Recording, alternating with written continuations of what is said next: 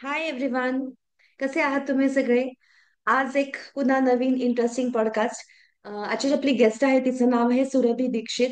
ती गेली 25 वर्ष कॉर्पोरेट क्षेत्रामध्ये काम करते आणि आता ती जी आपली नवीन पिढी आहे त्यांना मेंटरिंग करण्याचं काम करते. तिचं शिक्षण म्हणजे तिने PGDBA केलं आणि त्यानंतर ती अजूनही ती शिकतेच आहे. त्यानंतर तिने जॉब करता करता लॉची डिग्री सुद्धा घेतलेली आहे आणि आता ती HR क्षेत्रामध्ये काम करते. तर तिला ती नेहमीच या तरुण मुलांना भेटत असते आणि त्यामुळे आपण तिच्याकडनं जाणून घेऊया की या मुलांपुढे नक्की आव्हानं काय आहेत. आणि आता आपण खूप ऐकतो की हे तरुण पिढीचे हे प्रॉब्लेम आहेत, ते प्रॉब्लेम आहेत, अशी आहेत तशी आहेत. तर तिचं काय मत आहे, कारण ती अशा हजारो मुलांना तिने आतापर्यंत मेंटरिंग केलेलं आहे. तर सुरू करूया सुरभीशी गप्पा. आपका मेरे YouTube चैनल पे बहुत बहुत स्वागत है।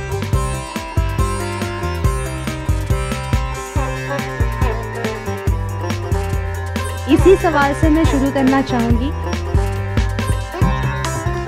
बता सके कि हाँ ये है। अभी आपका दूसरा प्रश्न। और हम लोग के लिए बिल्कुल ही पहली बार था। मेरे जवानों के लिए भी पहली बार था, मेरे लिए भी पहली बार था।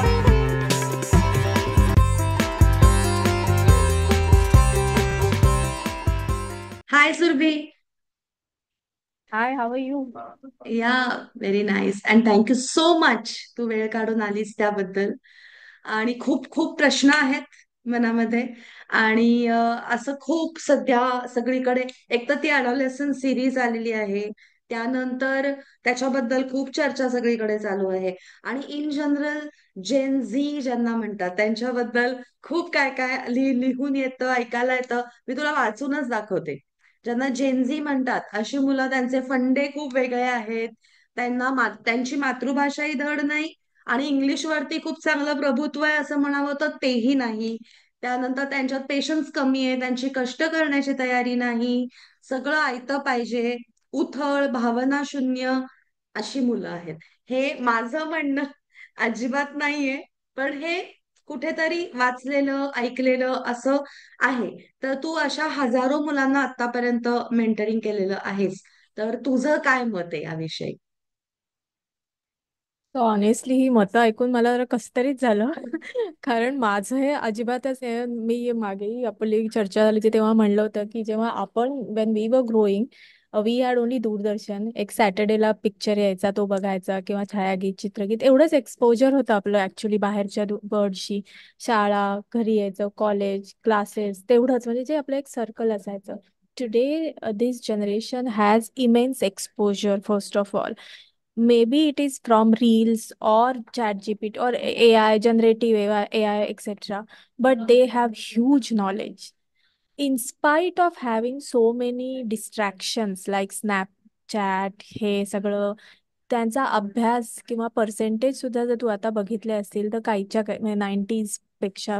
So I have huge and tremendous respect for them. I have personally worked with some of them. आणि नेहमीच तू बघितलं तर एका ग्रुपमध्ये काही जण असे असतातच की जे पाट्या टाकतात टेक्निकली. आणि शाळेत असताना मी पण कदाचित तशीच आहे, कारण माझं एक्स्ट्रा ह्याच्यामध्येच जास्त लक्ष असायचं. हॅव्हिंग सेड दॅट, सिन्सिअरिटी, जिद्द, चिकाटी जे म्हणतात ते गुण ह्यांच्यात नक्कीच आहेत. काही गोष्टी आहेत ज्या बदलाव्या लागतात काळानुसार, आणि काही गोष्टी ज्या आहेत ज्या न्यूसन्स होऊ शकतात. जसं यांचा access to mobile, access to internet जो आहे तो कामाच्या मध्ये कधी कधी येतो. So when we look at futurable skill, employable skills, futuristic skills ज्याला म्हणतात, तेव्हा आम्ही ॲक्च्युली मुलांना सांगतो थोडं रील्स वगैरे, थोडं फोन बाजूला ठेवा म्हणजे लक्ष नीट लागेल, किंवा ते रिस्ट्रिक्शन मग त्यांना त्यांचे त्यांचेच घालायचे असे. So I don't technically go with your that line. I have huge respect for this generation. Wow, nice, छान वाटलं. कारण असं आणि थोडं होतच ना ग, की नेहमी कुठल्याही जनरेशन मध्ये हा प्रॉब्लेम येतोच, की पहिली जी पिढी असते तिला असं वाटत असतं की पुढची पिढी काही कामाची नाहीये किंवा असं. ते आहेच आहे. पण आता हे जे कॉर्पोरेट जे क्षेत्र आहे त्याच्यामध्ये तू इतकी वर्ष काम केलंयस, तर इथे टिकाव लागणं म्हणजे असं खूप आहे ना, की कारण या क्षेत्रामध्ये तुमचं सगळं तुमच्या परफॉर्मन्स बेस्ड सगळं चालतं. तर मग इथे टिकाव लागणं या मुलांचा किंवा इन जनरल या मुलांचा, जसं मी म्हणणार नाही, तर ते कितपत म्हणजे ते दयामाया अजिबात नाही, खूप रुथलेस क्षेत्र आहे. तर ह्याला तू कितपत हो म्हणशील, म्हणजे तुझं काय मत आहे यावर? कॉम्पिटिशन तर नक्कीच असते, असं नाही की नाहीये, पण ती पहिल्यापासूनच होती. आधी काय होतं, एकाच कंपनी तुम्ही कित्येक वर्ष राहिल्यामुळे माणसं सगळं माहितीये की हा जॉब जाणार नाही. जॉब सिक्युरिटी तेव्हा जास्त होती. नॅशनलाइज बँक्स वगैरे असल्यामुळे तिथे ते बँकिंग क्षेत्रात बघायचं झालं तर टार्गेट झालं नाही म्हणून काढून टाकणार वगैरे असे प्रकारही नव्हते. Now when we look at आजकालची generation, first of all we have to understand that जो इथे काम करायला आलेला आहे तो त्यांचा पण एक उद्देश असतो करिअरचा, पैसे कमवायचा वगैरे. सो कलिग्सना किती शेअर करायचं, कलिग्सला किती इन्फॉर्मेशन द्यायची, आपले विकनेस किती दाखवायचे, इमोशन्स कसे कन्सील करायचे, हे अत्यंत गरजेचे आहे. दुसरं म्हणजे अटॅचमेंट आणि डिटॅचमेंट ह्यातला फरक लक्षात यायला पाहिजे. किती इमोशनली इन्व्हेस्ट व्हायचंय. आणि बऱ्याचदा एक वाक्य कॉर्पोरेट क्षेत्रामध्ये घेतलं जातं की don't take it personally, this is not hmm. Personal. पण हम्म. मनाला आपल्याला लागतंच की नाही नाही हे मलाच म्हणलं जातंय. सो हा जो भाग आहे हा लक्षात घ्यायला पाहिजे की तुम्ही किती इन्व्हॉल्व्ह होताय, किती इन्व्हेस्ट करताय स्वतःला त्या इमोशनली. आणि त्याबरोबरच हार्डवर्क कुठेही जाणार नाही, बेस क्रिएट करणं कुठेही जाणार नाही. आत्ता सध्या आत्ताच नाही, गेले एक 15-20 वर्ष जर बघितलं तर असा ट्रेंड असतो की 2-2.5 वर्षात ते 2.5 इयर्सची इच म्हणतात त्याला, त्या वर्षी निघून जायचं, दुसरा जॉब बघायचा आणि अशी ग्रोथ घेत जायची. आता हे करताना जो बेस असतो तो केलाच जात नाही. तो बेसच नसेल तर तुम्ही त्याच्या पिरामिड कसं बनवणार आहात, हम्म. हा भाग हम्म. थोडा स्वतःला समजायला पाहिजे. दुसरं एक असतं की पैशाच्या मागे धावा, काही हरकत नाही, money is important, how much money that is individualistic. पण फक्त पैसाच बघितला, ती ग्रोथ बघितली तर आम्ही आता असं ऑब्झर्व करतोय की मिडल लेवलला जे लोक आलेले आहेत त्यांचं नॉलेज थोडं कमी आहे. का कमी आहे? कारण हे झालं, थोडंसं यायला लागलं असं वाटतं की अरे बापरे मला भरपूर यायला लागलं, आता आय मस्ट गो, सॅच्युरेशन आलं, मोनोटनस आलं. So instead of looking at different projects and different opportunity at the same corporate, ते बाहेर जाणं पसंत करतात. त्याच हम्म. ग्रेडवर, त्याच रोलवर तुम्ही जेव्हा बाहेर जाता तेव्हा तुमची व्हर्टिकल ग्रोथ होते. हॉरिझॉन्टल ग्रोथ जी असते, ती हम्म. जी बेस क्रिएट करायला आवश्यक आहे ती ओव्हरऑल नाही होत. तो होलिस्टिक अप्रोच थोडा मिसिंग वाटतो. हम्म. हम्म. आणि मग आता ही जी नवीन पिढी आहे तर त्यांच्या समोर जे काही आता म्हणजे हे बघ, आता तर खूप बोललं जातं की AI आता खूप जॉब्स खाऊन टाकणार, हे करणार ते करणार. तर ह्यांना या क्षेत्रात जर टिकायचं असेल तर तू त्यांना काय सांगतेस की तुम्ही कशाकडे लक्ष द्या? तुझं काय as a mentor? As a mentor, normally when I start speaking, I first of all I tell them that art of storytelling is the most essential skill these days, because here real intelligence is still valued. That story you can tell by data, you can show it through your analytics, म्हणजे present करू शकता तुम्ही, किंवा तुम्ही vocal verbally बोलू शकता. But that story telling, that art is very critical. And one trend I have observed is they don't want to do sales roles. Now, if you want to be a good storyteller, if you want to be a very good person in terms of success, in terms of maybe if you are unicorn, तुमचा स्वतःचा business तुम्ही चालू केला तरी तुम्हाला funding लागणार, policies वगैरे government officers बरोबर डील करायला लागतं. हे सगळं तुम्हाला येईल जर तुम्हाला इनिशियल सेल्स एक्सपोजर असेल, इनिशियली तुम्हाला जर ते art ability to convince someone येत असेल, अत्यंत क्रिटिकल आहे. त्याच्यानंतर analytics, how to read insights, ह्या गोष्टी थोड्या थोड्या क्रिटिकल व्हायला लागल्यात. नोईंग समथिंग अबाउट एव्हरीथिंग हा ट्रेंड आहे than knowing everything about something, कारण about today's something. World is about collaboration. आणि हा, त्याच्यासाठी म्हणजे आपण मराठीत म्हणतो तसं, म्हणजे थोडंफार, नॉट एक्झॅक्टली, एक ना धड भाराभर चिंध्या असं कुठेतरी ते हो, होतंय. पण त्याच्यात हम्म. भाराभर चिंध्या म्हणजे असं असतं की काहीच येत नाही. इथे जॅक ऑफ हा. ऑल ट्रेड्स टाईप एक्सपेक्टेड आहे, हा. कारण हो. कोलॅबरेशन मध्ये तुम्हाला तसंच काम करावं लागतं. हम्म. हम्म. ओके.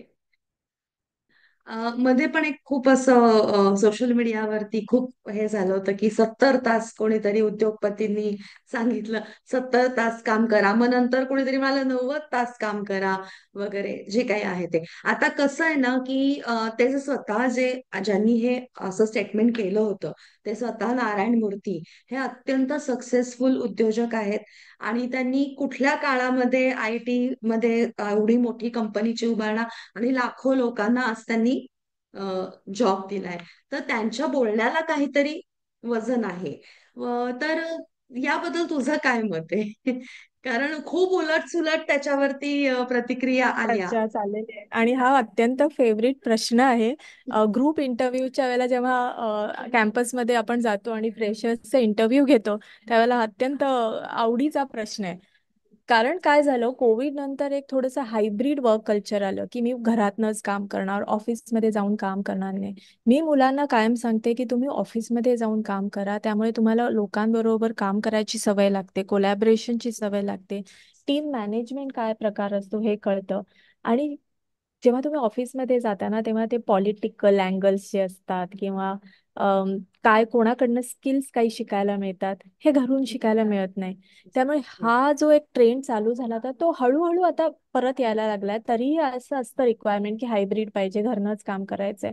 त्यामुळे काम करावं लागतं हे तर निश्चित आहे.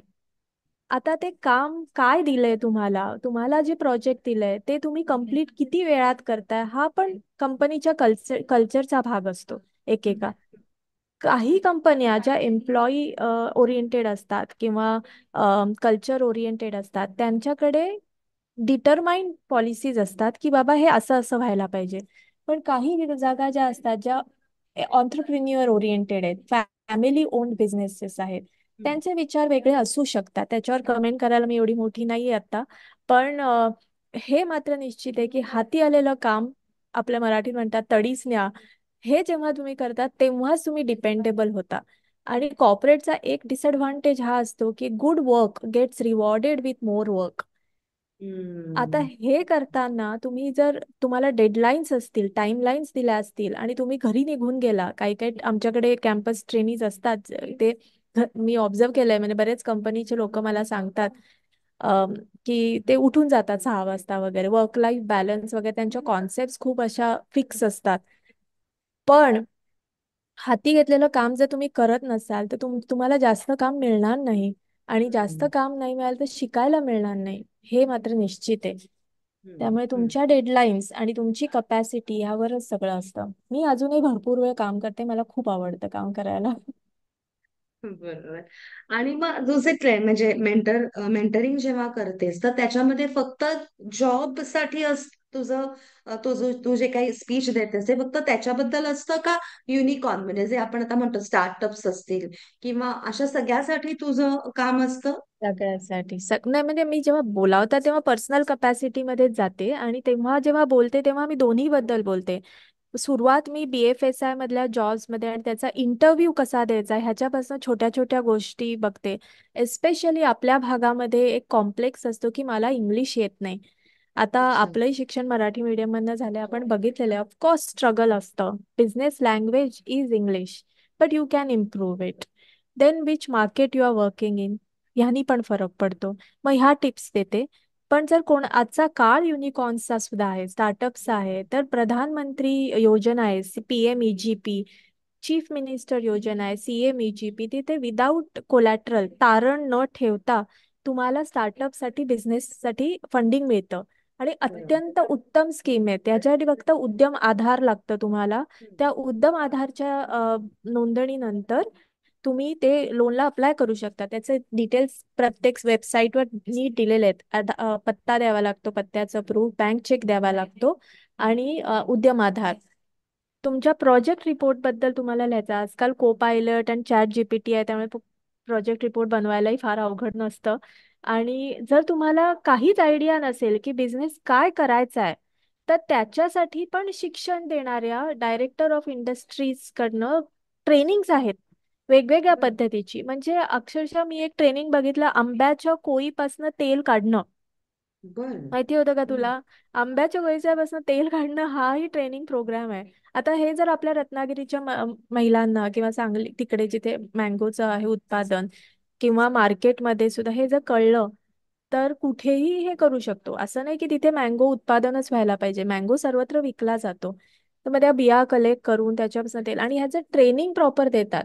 मग इंडस्ट्री व्हिजिट्स अरेंज केल्या जातात क्लस्टर वाईज, की बाबा हा टेक्सटाईलची व्हिजिट आहे, ही ह्याची व्हिजिट आहे, मॅन्युफॅक्चरिंगची व्हिजिट आहे, असं. तर ह्या अच्छा. योजना गव्हर्नमेंटने अत्यंत चांगल्या केल्या आहेत. असं नाही की आत्ताच्या आधीपासून आहे, पण त्याचा आता जास्त त्यांनी प्रचार करणं सुरू केलंय. तर ज्या महिलांना खरंच स्वतःच्या ह्याच्यावर उभं राहायचंय, पायावर उभं राहायचंय आणि कुठलाही सरकारी अनुदान वगैरे नको असेल, हे करून पुढे जाणं खूप छान आहे. आणि तुला जर कोणी माहिती असेल जिथे येऊन ही माहिती सांगायची आहे, तर तू खूप संस्था असतात जसं फिकी फ्लो वगैरे आहे, हे सगळे ह्या मार्ग मार्फत MCCI आहे, हे हेल्प बर. करतात या बाबतीत. अच्छा. कारण तू वुमेन ऑन्टरप्रेनरशिप त्यासाठी सुद्धा तू काम करतेस, म्हणजे की बायकांना घर घर बसल्या म्हणा किंवा असं ऑन्टरप्रेनरशिप मधनं काम मिळावं. Wow, very nice. पण म्हणजे बऱ्याच संस्था थोडक्यात आहेत आज. तशा, NGOज पण, मांडेशी फाउंडेशन वगैरे. ते तुम्हाला ट्रेनिंग देतात की बेसिक टेलरिंग वगैरे पण करायचं असेल, हम्म. कुक्कुट पालन ज्याला म्हणतात, मेंढी पालन जे असतं ना त्याच्यासाठी पण. आणि तू ज्या भागात आहेस तिथे म्हणजे ती काय म्हणतात सँडवाली सँड जी असते, त्यामुळे मशरूम्स इथे चांगल्या येऊ शकतात. हो. त्याचं ट्रेनिंग सुद्धा तिथे देतात. म्हणजे घर बसल्या हम्म. तुम्हाला तुमच्या चौकोनामध्ये मशरूम्स बनवायचे आणि विकायचे. काहीच कॉटेज बाईला इंडस्ट्री. बाहेर जायला वेळ नसेल, हे करा. असं करू शकतो.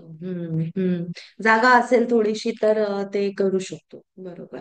आता आपण थोडस जेनझीन बद्दल बोलतोच आहोत, तर मला असं सांग की तुझ्या दृष्टीने त्यांच्या काय क्वालिटीज काय आहेत त्या मुलांमध्ये? एक तर first of all as I told you, exposure भयंकर आहे. त्यामुळे त्यांच्याकडे ना छोट्या छोट्या गोष्टींचं सोल्युशन्स असतात. गिव्ह अप करताना मी तरी बघितलं नाहीये, लागून राहतात. ऑफकोर्स काही वेळेला डिसोरिएंटेड होतात, पण स्वतःचे स्वतः मार्ग शोधून काढतात. त्यांना वा. काही काही टेक्नॉलॉजीचे जे प्रकार असतात ते खूप फास्ट त्यांचं ग्रास्पिंग आहे. कारण त्यांना ते एक्सपोजर लहानपणापासून आहे. मिळालंय. आणि तू जर त्यांना जर एक प्रेझेंटेशन बनवायला सांगितलं, तर आपण म्हणजे पूर्वी आम्ही पॉवर पॉईंट नावाचा एक प्रकार वापरायचो, अजूनही आहे म्हणा कॉर्पोरेट्समध्ये. पण आता lot of other things have come. आणि जनरेटिव्ह AI आणि AI पासून तुम्ही 2 मिनिटात ते तसंही बनवू शकता. त्यामुळे पण ते कसं वापरायचं, काय करायचं हे आहे. दुसरं म्हणजे ह्यांच्याकडे मी अजून एक गोष्ट बघितली आहे, ती म्हणजे अनालिटिकल स्किल्स जे आहेत ते थोडे काम आपल्याला उपयोग येतील. कारण आपल्याला इथून पुढचं 10 वर्षांचं बघायचंय. मग आत्ताची ही जनरेशन ही पुढे जाऊन काय करणार आहे, हम्म. हे बघणं अत्यंत गरजेचं आहे. तर त्यांचा बेस आपल्याला महत्वाचा आहे, म्हणून आपण त्यांच्यावर इन्व्हेस्ट करतो. त्यांच्या फ्रेश आयडियाज असतात त्या लागतात. कारण ही बँकिंग क्षेत्रात जर तू बघितलं तर ही जनरेशन बँकेमध्ये जाणारी जनरेशन नाहीये, बँकलेस नाहीये. बँक प्रिफर करणारी आहे. मग ह्यांना काय हवं हे त्यांच्याकडनं समजायला पाहिजे, कारण हे पुढचे हम्म. 10 वर्ष चालणार आहे. बरोबर. हा. सो म्हणजे थोडक्यात टेक्निकली ते खूपच साऊंड असल्यामुळे त्यांचं म्हणजे काय म्हणतात त्याला, don't work hard, work smart असं हो, म्हणजे आता तू त्यांचं. फिनटेकच उदाहरण घे ना. फिनटेक हा नवीन प्रकार आहे. गेले हम्म. 5-6 2016 नंतर हे थोडं पुढे पुढे यायला लागलंय. एक भाषण तू एका एक्स फायनान्स मिनिस्टरचं पार्लमेंटमध्ये जर ऐकलं असशील, तर ते म्हणत होते की गावागावामध्ये हे चालणारच नाही, कारण अजून तिथे इंटरनेट आलं नाहीये. पण आज कुठल्याही छोट्या गावात जरी तू गेलीस तरी तिथे ते स्कॅन करून होऊ शकत. ऑफकोर्स अगदी त्याच्याबरोबर अगदी. सायबर फ्रॉड्स आलेत, काही काही गोष्टी आल्या आहेत, पण त्याचंही अवेअरनेस क्रिएट करतो आपण. आणि ह्यामध्ये तुझं बघितलं तर ही मुलं 2 मिनिटात पटापट पटापट सगळं करून मोकळे होतात. कामं हम्म. पुरं खूप छान आहे. मला तर I love working with them. Wow. Inquisitive. Yes. Very very. खूप छान आणि पॉझिटिव्ह हे सांगितलास तू हो त्याच्यातला. ग, आणि त्यांना अ, कसं ना छोट्या छोट्या गोष्टीत आनंद घेतात. तो एक महत्वाचा भाग आहे. अरे क्या इससे क्या होगा, अजिबात नाही. छोट्या छोट्या गोष्टींना आनंद घेतात आणि आजच्याच जगतात. आज जे आहे ते ओके. जगणं पण महत्वाचं आहे. लिव्ह इन द हम्म. मोमेंट. म्हणजे झालं गेलं ते झालं, रात गई बात गई, लगेच आज फास्ट. आता काय. हो, ऑफकोर्स काही काही वेळेला असं होतं की अरे उसने मुझे ऐसा क्यों बोला. सुपरवायझर असतात, रिपोर्टिंग मॅनेजर असतात, आता रात्र रात्र काम करतात बिचारे, असाइनमेंट वगैरे असतात. आपल्याला कुठं काय एवढं असाइनमेंट, हम्म. ते रात्र रात्र असाइनमेंट करायच्या. त्याची सवय असते, त्यामुळे प्रोजेक्ट पण रात्रभर बसून करतात. पण दुसऱ्या दिवशी जर बॉसनी त्याचं कौतुक नाही केलं तर त्यांना वाईट वाटू शकतं. आणि हम्म. तो भाग थोडा लक्षात घ्यायला पण, घरी पण थोडी गॅप असते. घरी सतत अभ्यास करा वगैरे असं बोललं जातं. मग इथे कसं होतं, इथे बॉस त्याच जनरेशनचा आहे जो पेरेंट्सच्या जनरेशनचा असतो. आणि त्या भागात तुझं बघितलंस तर दमून घ्यावं लागतं. घरच्यांना उलट हम्म. उत्तर देऊ शकतात, इथे नाही देऊ हो. शकत. मग ते जे एक सफोकेशन होतं, ते जे एक फ्रस्ट्रेशन येतं, ते जर तुम्ही पार केलं तर ते यू सॉर्टेड. अच्छा. नाही, असं पण म्हटलं जातं की ही मुलं सरळ कामांना नाही म्हणतात, नाही करणार असं म्हणतात. That's true. That's true. पण मग आवडीचं असेल तर मनापासूनही करतात. पण ते करतात. आपणच करतो, असं नाही की ही मुलं ती मुलं ती नाही करणार. हम्म. नको हम्म. वाटतं ना कधी कधी, असं पण वाटू शकतं. पण हे बघ ना की आयडियाज किती क्लिअर आहेत की मला हे करायचं आहे. आपल्याला हो. होत्या हम्म. काय आयडियाज, क्लॅरिटी, आपण ते. वर्षानुवर्ष वाया घालवले आणि मग लक्षात आलं की मैंने क्या किया. बरोबर, तर खरंय खरंय. हे हम्म. मस्तच आहे की दे हॅव सुपर क्लॅरिटी. मला जिम करायचे, मला हे करायचंय, मला एवढं काम करायचंय, हे माझे गोल्स आहेत, पुढे जाऊन मला हे शिकायचंय किंवा काय. इकडे हम्म. तिकडे नाही, सरळ चाललंय हम्म. शिकण्यार्थ. हम्म. पण म्हणजे ह्याच्या असं वाटतं असं वाटतं का गो ऑन. तुला की प्रत्येक पिढीमध्ये फरक असतोच, पण ही जी पिढी आणि आधीची पिढी ह्याची गॅप खूप जास्त आहे. नाही का, आपल्या वेळेलाही गॅप होतीच. आपल्या आई वडिलांना बोलण्याची हिंमत तरी होती का आपल्याला. हो. उलट आता मित्रत्वाने घेतलं जातं. घेतलंच. तसं नाही नीट म्हणत मी, समजून म्हणजे सांगणं. कल्चर मधलं म्हणते मी, वर्क कल्चर असेल स्पेशली तर वर्क तेव्हाच. कल्चर वाईज आहे. हा, म्हणजे वर्क एकदम कल्चर. गॅप खूप जास्त आहे. त्यामुळे ते मॅच करणं थोडंसं मला वाटतं, जसं तू म्हणालीस की बॉस पण पेरेंटच्याच वयाचा आहे ना, त्यामुळे त्यांना ते थोडंसं ते समजून घेणं आणि यामध्ये थोडा मला असं वाटतंय फरक पडतोय. पण ते पण ते. ऑर्गनायझेशन वाईज असतं. आता म्हणजे I work with several organisation, आणि तिथे परफेक्ट अमाल्गमेशन असतं मॉडर्न अँड ट्रेडिशनल. असं नाही की अगदीच अच्छा. ट्रेडिशनल आहे, ओल्ड काहीतरी. So every organisation has that bandwidth to accommodate Gen Z.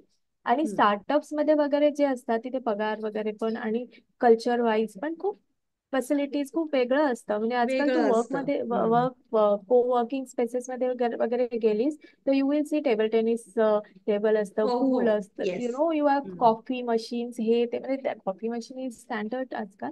पण lot of other things which can help them cool down. सोफ्यावर बसून काम करा, कुठेही बसून काम करा.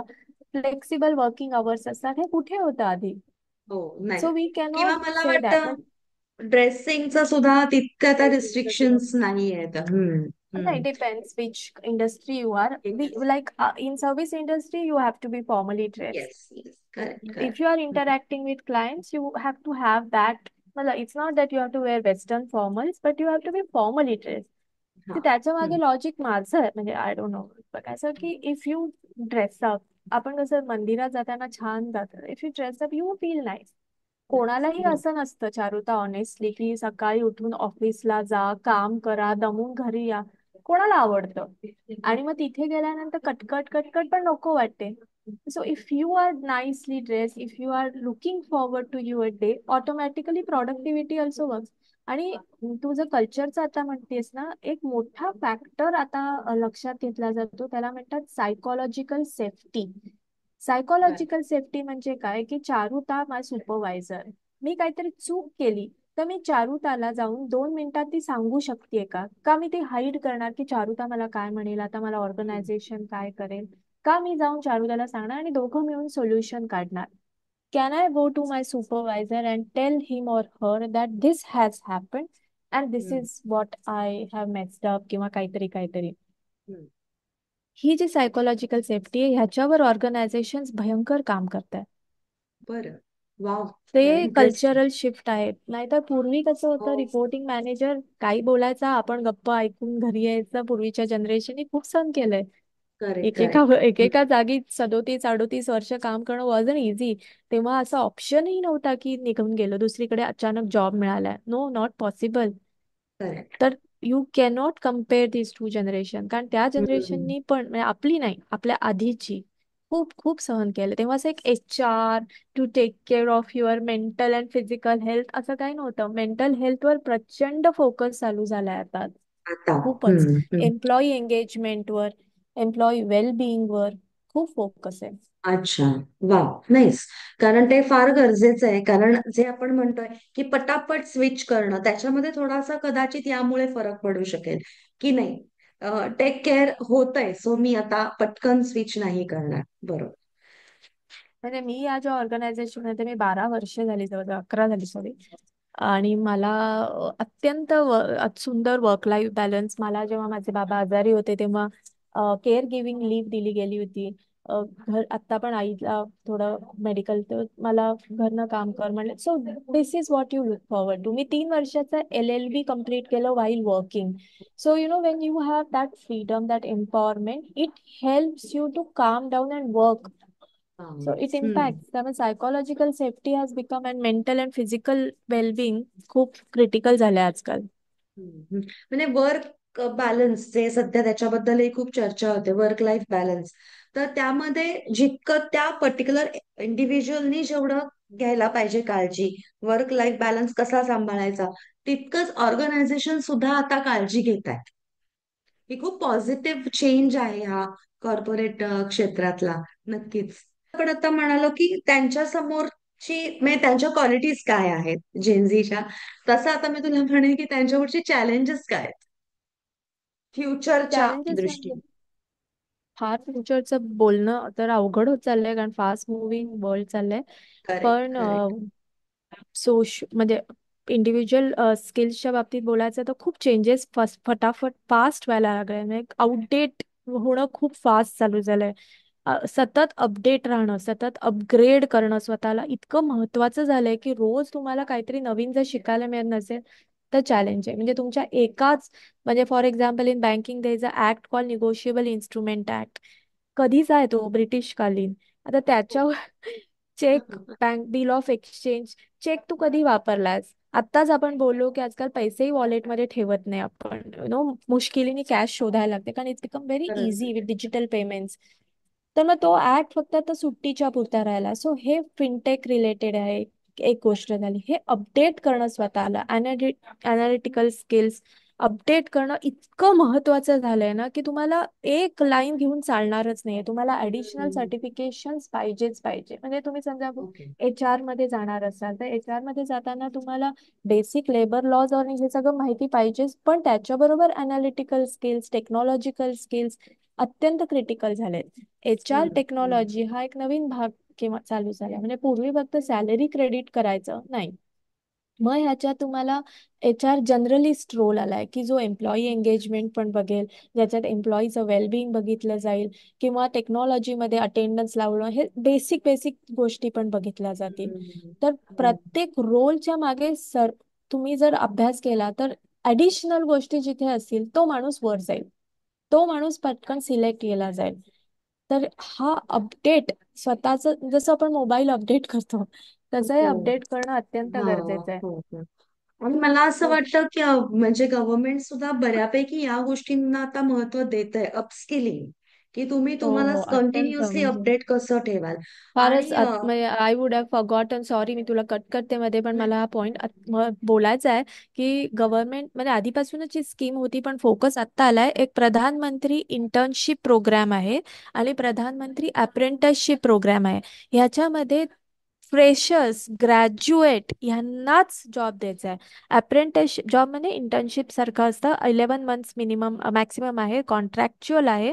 आणि जर कंपनीला आवडलं तर घेऊ शकतात, पण बंधन नाहीये याच्यावर कंपनीजना. पण हा अनुभव महत्वाचा आहे. सर्टिफिकेटही मिळतं, स्टायपेंडही मिळतोय, फुकटचं अच्छा. काम नाहीये.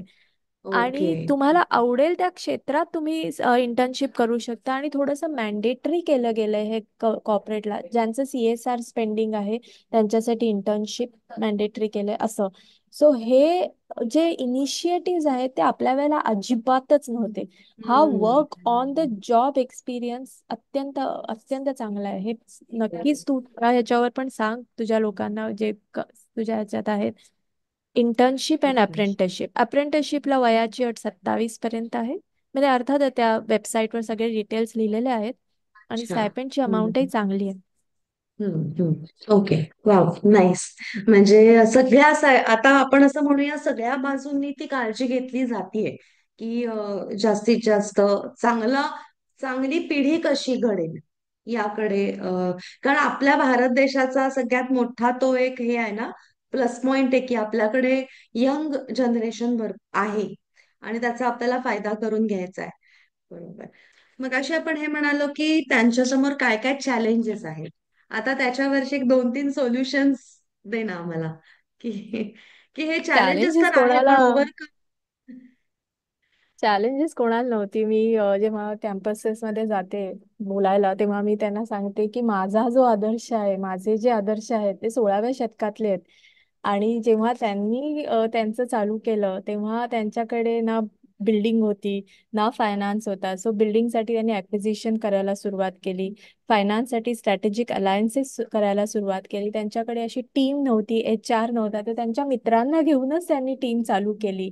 त्याच्यानंतर त्यांच्या असं लक्षात आलं की हे सगळं तर सेट करायला आहे, पण जर पुढे जायचं असेल, आपलं वाढवायचं असेल, तर नवीन गोष्टी वाढवायला पाहिजे. तेव्हा त्यांनी गरिला वॉरफेअर आणि नेव्हीची हे केली. आजही आपण त्यांना फादर ऑफ नेव्ही म्हणतो. ते आपले छत्रपती शिवाजी महाराज आहेत.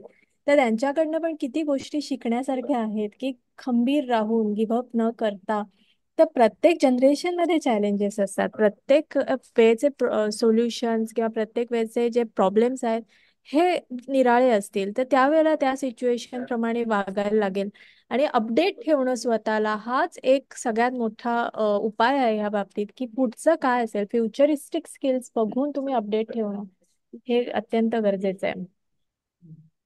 म्हणजे एकच एक अशी वाट पकडून न चालता कदाचित तुम्हाला तुमचं पूर्ण फील्ड पण चेंज करायला लागू शकतं पुढे जाऊन. तर त्याच्यासाठी तुम्ही ओपन राहायला पाहिजे. हम्म. मध्ये एक न्यूमरोलॉजिस्ट होत्या, तर त्यांची एक छान पॉडकास्ट झाली होती, तर त्यांनी पण तेच सांगितलं होतं. एकच एक विचार तुम्ही करून आता चालणार नाही इथून पुढे. बी ओपन ओपन राहा, म्हणजे तुम्हाला जास्त ऑपॉर्च्युनिटीज येतील. बऱ्याच ठिकाणी ना कम्युनिकेशन स्किल्सचे ट्रेनिंगचे क्लासेस असतात, त्याच्या ऍडव्हर्टाइजमेंट येत असतात, किंवा PR ट्रेनिंग. तर याची खरंच गरज आहे का? कारण आता तर कम्युनिकेशनच युग आहे ना. आता खूप इझी झालंय कम्युनिकेशन. पण असं असताना त्यांना ही जी स्किल्स आहेत, तर ते खरंच ती डेव्हलप करण्याची गरज वाटते का? आणि करावं का ते सगळं? 2 पार्टमध्ये उत्तर देईन अलाउड असेल तर. एक तर मी तुला आधी म्हणलं जसं स्टोरी टेलिंग हे अत्यंत गरजेचं झालेलं आहे. आणि जर तुम्ही त्या स्किलमध्ये नसाल पुढे, तर हे कम्युनिकेशन हा जो प्रकार आहे हा म्हणजे तुम्हाला मागे ठेवेल. आणि आता जर तू बघितलं असेल, मुलं सतत मोबाईलवर असतात, पेरेंट्स मोबाईलवर असतात किंवा सगळे आजूबाजूचे मोबाईलवर असतात. तर कम्युनिकेशन हे जे झालंय हे व्हर्बल न होता तुम्ही मेल्स किंवा मेसेजेस सुरू झालंय. त्यामुळे रिअल कनेक्ट हा मिसिंग होत चाललाय. आणि तो मध्ये तू पण वाचत असतेस तर एकलकोंडेपणा वगैरे हा जो प्रकार झालाय तो वाढायला लागला. इंट्रोवर्ट मुलं खूप वाढायला लागले. त्यामुळेच तू बघितलं तर लोकांना ट्रेंड असतो की बॅक ऑफिसचे जॉब घ्यायचे. बिग हा. फोर मध्ये वगैरे जे फ्रेशर्स आहेत ज्यांचे, त्यांना तिकडे बॅक ऑफिसचे रोल्स पाहिजे. पण त्यांच्या हे लक्षात येत नाही की प्रमोशन मागताना, ट्रान्सफर मागताना, सुट्टी मागताना, मला लवकर घरी जायचंय हे सांगताना हे गरजेचं आहे. हे अत्यंत गरजेचं आहे की तुम्ही काय बोलताय, कोणाशी बोलताय. आणि ह्या गोष्टी मोठ्या लेवलवर तुम्हाला पण पहिला पार्ट काय असतो, इंटरव्ह्यू. तुम्ही कॅम्पस टू कॉर्पोरेट जेव्हा मूव्ह करता तेव्हा तुमचा पहिला इंटरेक्शन काय होणार. एक तर ग्रुप इंटरव्ह्यू होतो. पहिलं तुमचा CV जातो. CV तर आजकाल ChatGPT ने बनवू शकता. त्याच्यानंतर बोलायची वेळ येते आणि आम्ही 15-15 मिनिटात इंटरव्ह्यू संपवतो. पहिल्या 10 सेकंदामध्ये आम्हाला कळतं की या माणसाला काय बोलता येतं. आता पहिली टेस्ट आमची काय असते की तू स्वतःबरोबर तर 20-24 वर्ष राहिलेला आहेस. कॅम्पसची मुलं 20 वर्षाची साधारण असतात. तू 20 वर्ष, मग तू स्वतःबद्दल काय बोलू शकतोय हे अत्यंत महत्वाचं आहे. आता मी जर प्रश्न विचारला, good morning Charuta, how are you, tell me about your self Charuta. So मुलं नॉर्मली काय सुरुवात करतात, हॅलो आय एम चारुता. म्हणजे हे काय झालं की एक तर तुम्ही अटेन्शन टू डिटेल नाही दिलंय. हे टिपिकल केस ऑफ तुम्हारा नाम क्या है बसंती झालं. आता ह्याच्यामध्ये तू हे बघ लक्षात घे की असे 80 मुलं माझ्याकडे येणार, तो प्रत्येक जण जर रिपीट करत बसला त्यांचं नाव वगैरे तर हा. माझा तर वेळ जाणारच. आणि मग मला ह्याच्यानं कळतं की मी एवढे एफर्ट्स घेऊन हिला म्हणतेय की बाबा तुझं Charuta, I have gone through your series, tell me more about your self. म्हणजे मी वेळ घालवलाय, मी इन्व्हेस्ट केलंय, but you are not respecting that fact. हे अटेन्शन टू डिटेल हा जो स्पॅन आहे हा कमी झालाय. हा फोकसचा स्पॅन कमी झालाय, कारण मोबाईलवर रील्सवर 5 मिनिटाचा बघायचा, त्याच्यानं जेवढं होईल ते. मग लॉंग लेक्चर्स, लॉंग सेशन्स, हा जो स्पॅन आहे हा कमी होत चाललाय. तिथे गरज वाढत चालली आहे. कम्युनिकेशन जे म्हणतात एकमेकांचं, ते की रिअल मेंटर कडनं शिकणं.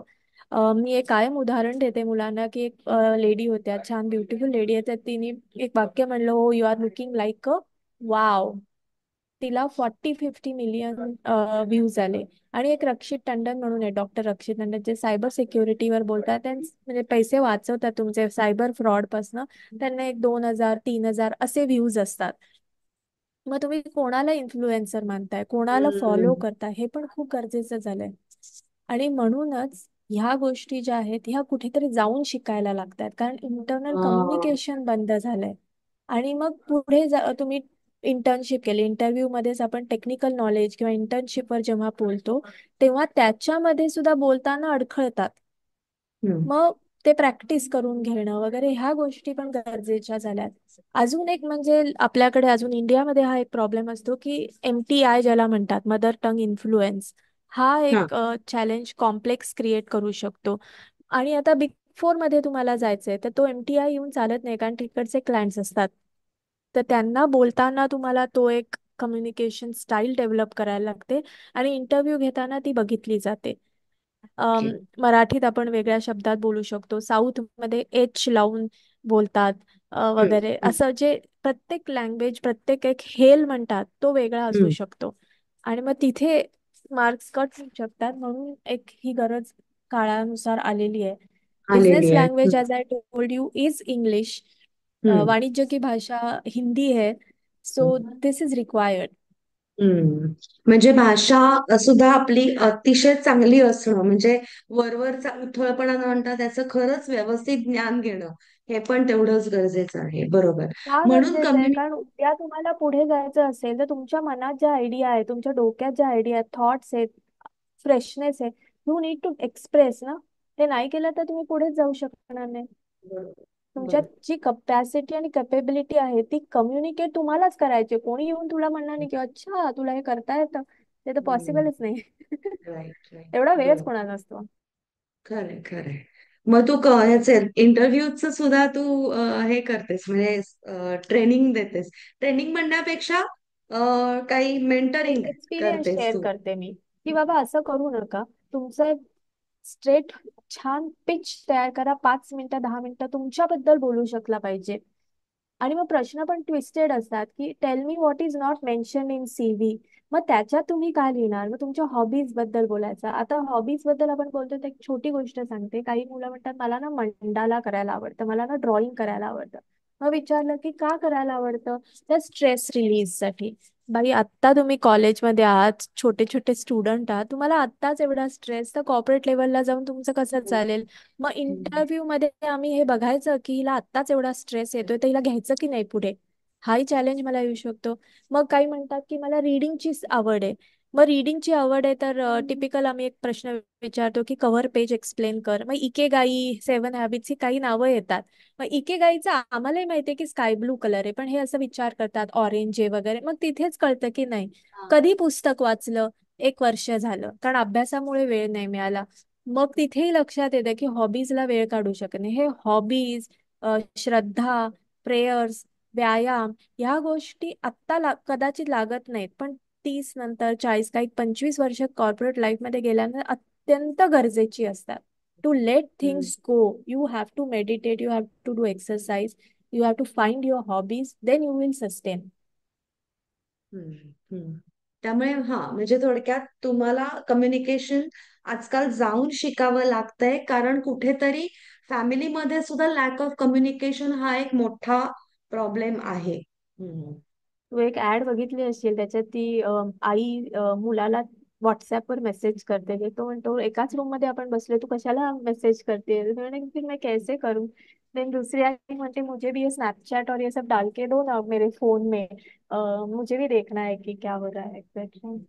खूप छान आहे ती. रिअलिस्टिक आहे. खूप सुंदर रिअलिस्टिक ऍड आहे. अगदी पटकन मिळेल. खूपच छान आहे. बोलकी म्हणजे अगदी आत्ताची काय सिच्युएशन आहे ते बरोबर एक्सप्लेन करते. ब्लेम नाही करायचंय, कारण आजकाल दोन्ही पेरेंट्स कामावर वगैरे जातात, ते ते वेळ पण नसते, आहे. त्यांचे स्ट्रेस असतात, जबाबदारी असतात. आणि मग माझ्या एका मित्राबद्दल मी बोलत होते, की तो म्हणला की जर जबाबदाऱ्या नसत्या ना तर मी आता रिटायर झालो असतो आणि मग मी माझ्या हम्म. हॉबीजवर फोकस केला असता. पण मुलाचं शिक्षण, मुलीचं हे शिक्षण करायचंय, ह्या जबाबदाऱ्या आपल्या वेळेला तेवढं असं हे नव्हतं. कॉमर्स का, ओके कॉमर्स, ते शिक्षणही थोडं स्वस्त होतं, 75 रुपये आपली फी होती. सो या गोष्टी फरक पडतातच. नक्कीच.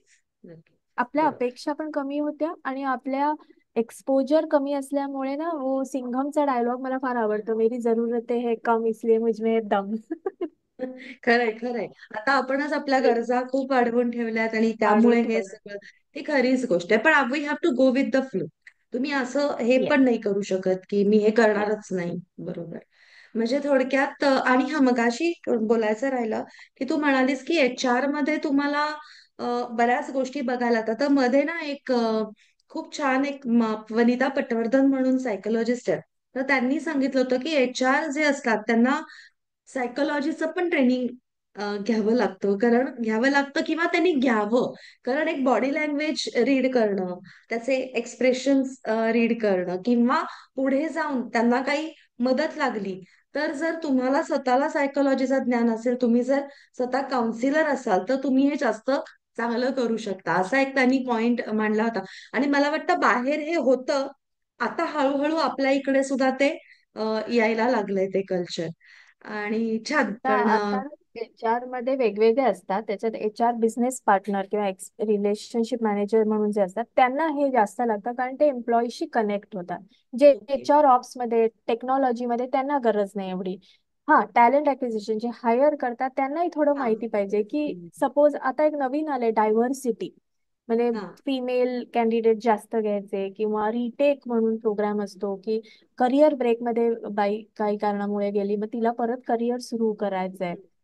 तर ह्या ज्या बरं. गोष्टी आहेत, ह्या गोष्टींवर सुद्धा खूप फोकस ऑर्गनायझेशन करतायत. अच्छा. डायव्हर्सिटी जे ESG चे गोल्स आहेत, हम्म. एम्प्लॉयबल एन्व्हायरमेंट सस्टेनेबिलिटी सोशल, हे जे गोल्स आहेत ह्याच्या अंडर डायव्हर्सिटी जे येतं, हम्म. हे ह्याच्यावर फोकस आहे. आणि तेव्हा जर तुम्ही डील करत असाल कॅन्डिडेट बरोबर, टू अंडरस्टँड की काय सायकोलॉजिकल इम्पॅक्ट एखाद्या बाईला येऊ शकतो आफ्टर डिलिव्हरी, ऑफिसमध्ये जाताना मग तिला काय काय गरजा लागू शकतात, की केअर गिव्हिंग लागू शकतो, क्रेश लागू शकतो, ह्या गरजा जाणून घेण्यासाठी तेवढं ट्रेनिंग पाहिजे.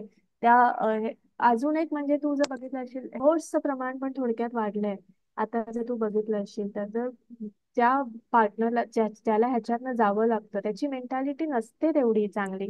आणि हे 1-1.5 वर्षाचं काम, 1-2 दिवसाचं काम नसतं, की ठीक आहे प्रोसेस असते. काही काही प्रोसेस जण आहे. 8 वर्ष 9 वर्ष, आणि इतकं ते मेंटली टॉर्चरिंग असतं ना, त्यावेळेला त्या बाईचे किंवा माणसाचे सुद्धा इमोशनल अपडाऊन्स होऊ शकतात. त्यावेळेला समजून घेणं खूप गरजेचं आहे. मग तिला लेबल करणं, त्याला लेबल करणं, की हे असंच आहे, इमोशनल प्रॉब्लेम आहे, असं नाही. त्यावेळेला जसं हम्म. जमेल ते सांभाळून घेणं खूप गरजेचं असतं. आणि अर्थातच आपण कंपनीकडनं किंवा कलिग्सकडनं अपेक्षा ठेवू नये, पण ह्युमॅनिटी काय असतं की नाही, हा एक आहे. आणि पेरेंट्स लवकर म्हातारे व्हायला लागलेत, असं तू जर बघितलं असेल तर. आजारी लवकर, म्हणजे लाईफस्टाईल हम्म. डिसिजेस हे खूप कमी वयात आता यायला लागले. मग ते आजारपण काढायची म्हणजे केअर गिव्हिंग, हम्म. हॉस्पिटलमध्ये राहणं. आता हॉस्पिटलमध्ये पेशंट असेल तर त्याला झोपलेला असतो, पण त्याच्या बरोबरचा जो माणूस असतो तो दमलेला असतो. मग हो. त्यावेळेला त्याला सपोर्ट करणं, हे सायकोलॉजिकल जे हेल्प आहे, मेंटली त्याला तो काय कशातनं जातोय वगैरे हे समजून घेणं हे खूप गरजेचं आहे. म्हणून हे ट्रेनिंग निडेड आहे. हो, पण म्हणजे आता हे सगळं इन्क्लूड करतायत हो हो हो, कॉर्पोरेट्स मध्ये. अगदीच अच्छा. अगदीच. कारण मुलं आणि पूर्वी मी रिलेशनशिप ब्रेकअप वगैरे पण हँडल करू शकत नाही. हो आजकाल छोट्या छोट्या हम्म. गोष्टीत खूप अवघड आहे. मोबाईल काढला म्हणून किंवा मार्क कमी पडले म्हणून हे पण खूप प्रमाण वाढलंय. हम्म. हम्म.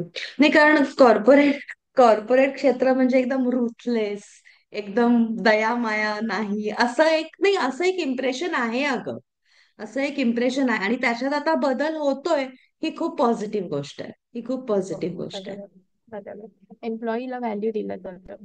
हा, म्हणजे एम्प्लॉईजना तेवढं आज महत्व दिलं जातं किंवा व्हॅल्यू त्यांची ठेवली जातीये.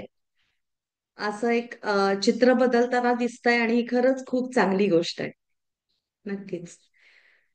सगळीकडे ओके. होतच असं नाही, पण कंपनीज वर घेतलं जातं. आणि मी तुला एक महत्वाचा पॉईंट सांगायचं राहिलं इंटरव्ह्यूच्या वेळेला वगैरे, मुलांना ना मतं प्रदर्शन करायचे असतील ना तर नॉर्मल बोलणार नाही, पण मतं प्रदर्शन करण्याच्या वेळेला एकदम असे स्ट्रॉंग जातील की पॉलिटिकल व्ह्यूज, रिलिजियस व्ह्यूज जे असतात.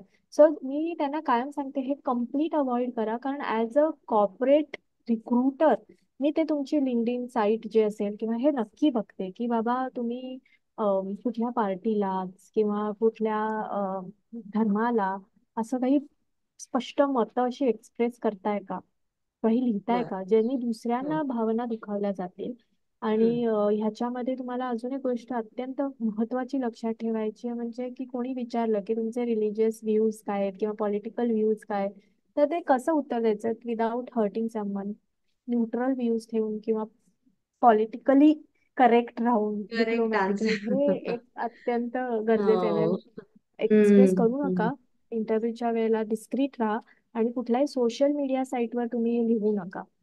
अच्छा. पण मग जर का विचारलं असं, तुम्ही असं विचारता का इंटरव्ह्यू मध्ये? हो, म्हणजे काही काही किडे असतात ना, काही काही जणांना असतात काही असं उगीच. हा. मग काय नाही असं विचारतात प्रश्न की अच्छा तुमचे घरच्यांबद्दल बरोबर कशाबद्दल वाद होतात, कारण ती जनरेशन आहे ना हो. घरच्या. मग ते म्हणतात, मुलं म्हणतात की पॉलिटिकल व्ह्यूज, कंट्री बद्दल व्ह्यूज वगैरे. ओके, मग सांग काय व्ह्यूज आहेत. मग समोरचा जर एकदम स्टॉन्च बिलीव्हर असेल कशाच्या बाबतीत, मग त्याला असं वाटू शकेल अरे ह्याचं माझ्यावर जमणारच नाही, कारण ह्याचे हे हा. व्ह्यूज आहेत. आजकाल खूप स्ट्रॉंग झालेत लोक झालेत. अबाउट हो. ऑल हो. दीज. हम्म. We maybe we were ignoring or we were not so bothered about it, but everyone wants to be with in that same group. We don't want headaches. And the हम्म. emotion outbursts होतातच. My हम्म. views are not matching वगैरे. हो. हो, बरोबर. हम्म. Makeup नाहीये to ते मॅच. पोलरायझेशन खूप झाल्यामुळे तसं खूप होत आहे. सुरभी, खूप छान वाटलं बोलून, आणि खूप पॉझिटिव्हिटी मिळाली. आणि हे सगळं जे चेंजेस येत आहेत हळूहळू या वर्क कल्चरमध्ये, बरोबर आहे, डिपेंडिंग अपॉन द ऑर्गनायझेशन, पण हळूहळू ते सगळीकडे येणार, कारण शेवटी ऑर्गनायझेशन सुद्धा कम्पीट करतायत ना एकमेकांशी. त्यामुळे हळूहळू ते सगळ्याच ऑर्गनायझेशन मध्ये ते कल्चर येणार, आणि ते येऊ दे असं मी म्हणेन. आणि खरंच काळजी घेतली जावी एम्प्लॉईजची तेवढी. आणि मला आता फक्त एवढंच सांग, हे सगळं आपण छान बोललो, आता तू एक मेसेज काय देशील आपल्या या सगळ्या नवीन जनरेशनला? म्हणजे जेन झी असं नको म्हणूया त्यांना लगे रहो सारखं माझा सारखं. भाई, माझा फेवरेट मेसेज आहे लगे रहो. जे येईल त्याला बोल्डली फेस करा. माझ्या आईचा मेसेज आहे हा माझा. तिच्या my grandparents in South Africa. When they were going to South Africa, they told my grandfather told my mother that face everything boldly and accept whatever happens. Acceptance. आणि तू जसं म्हणालीस की मुलं प्रॅक्टिकल आहेत, तर त्यांच्यामध्ये मला असं वाटतं ही ऍक्सेप्टन्स लेवल्स आपल्यापेक्षा त्यांच्यामध्ये जास्त आहेत. हम्म. ऍब्सोल्युटली. नक्कीच. Let go. मोमेंट मध्ये हम्म. राहायचं, पुढचा विचार नाही करायचा. खूप फायद्याची गोष्ट आहे ही. सुरभी, तू अजून पण काहीतरी पुढे शिकतीयस ना, म्हणजे आता तुझं पुन्हा हो, पीजीडीएम सुरू केलंय कारण नवीन गोष्टी आलेल्या आहेत. तर माझं शिक्षण म्हणजे मी कायमच शिकत राहिले. मी BCom, MCom, LLB, PGDM, ADCSS असं भरपूर काय काय केलं, पण ते अपग्रेड करणं अत्यंत गरजेचं आहे. हे माझ्या म्हणजे जे लक्षात तू आलं मागच्या म्हणजे आपण नवीन शिकतोच, पण आपल्या जुन्या गोष्टी सुद्धा त्या विसरायला नाही पाहिजे. मी आता IIM अहमदाबाद मधनं एक कोर्स केला, त्याच्यात भगवद्गीतेवरनं लिडरशिप एक्सलन्स कसा काय शिकायचा हे शिकले. म्हणजे बर. असं नाही की जुनं काय सगळंच वाईट आहे, नक्कीच. त्याच्यातनंही हो. तुम्हाला अत्यंत चांगलं नॉलेज मिळू शकतं. हम्म. आणि खरंच आहे, गीतेविषयी बोललीस ना, तर त्याच्यावरती एक सुंदर पॉडकास्ट झालेली आहे मागे, माधवीताई जोशी म्हणून. त्यांनी पण फार सुंदर एक्सप्लेन केलं होतं की गीता ही सर्व काळासाठी, कुठल्याही प्रकारचं तुम्ही, आता हे टेक्नॉलॉजी आणि आता नवीन मॉडर्न आणि असं जरी असलं तरी ती प्रत्येक काळाला तुम्हाला त्याच्यावरती उत्तर, सोल्युशन्स ही देतेच. म्हणजे ते असं पुस्तक आहे जे तुम्ही कायम, तुम्हाला आयुष्यभर उपयोगी पडणार आहे. आणि एवढं नीट वाचलं नव्हतं तो कोर्स केल्यानंतर, रोज वाचायला लागले तेव्हा. छोट्या छोट्या गोष्टी पण, म्हणजे योग योग कसं करायचं, योग मेडिटेशन कसं करायचं, त्याच्यासाठी काय आवश्यक हे कित्येक कधीच लिहिलेलं आहे. चालेल. Thank you once again. थँक्यू. आणि take care. Yes. Bye. All the best. कशी वाटली आजची पॉडकास्ट? खूप छान काय काय सांगितलं सुरभीने आपल्याला. आणि मला एक अगदी म्हणजे इथं मेन्शन करायचंय की सुरभी पिकी फ्लो मध्ये ती वर्टिकल हेड म्हणून काम करत होती. आणि त्याच्या अंडर तिने या सगळ्या मुलांना आणि फिमेल ऑन्टरप्रेनर्सना प्रशिक्षण किंवा मेंटरिंग करण्याचं काम केलंय. तर अगदी मला इथं मेन्शन करायला आवडेल. आणि तुम्हाला जर काही कुठले नवीन नवीन विषय सुचत असतील तर तुम्ही मला नक्की कमेंट बॉक्समध्ये कळवा, आणि आपण त्याविषयी पॉडकास्ट नक्की करूया. भेटूया पुन्हा एकदा अशाच एका नवीन पॉडकास्ट बरोबर. बाय.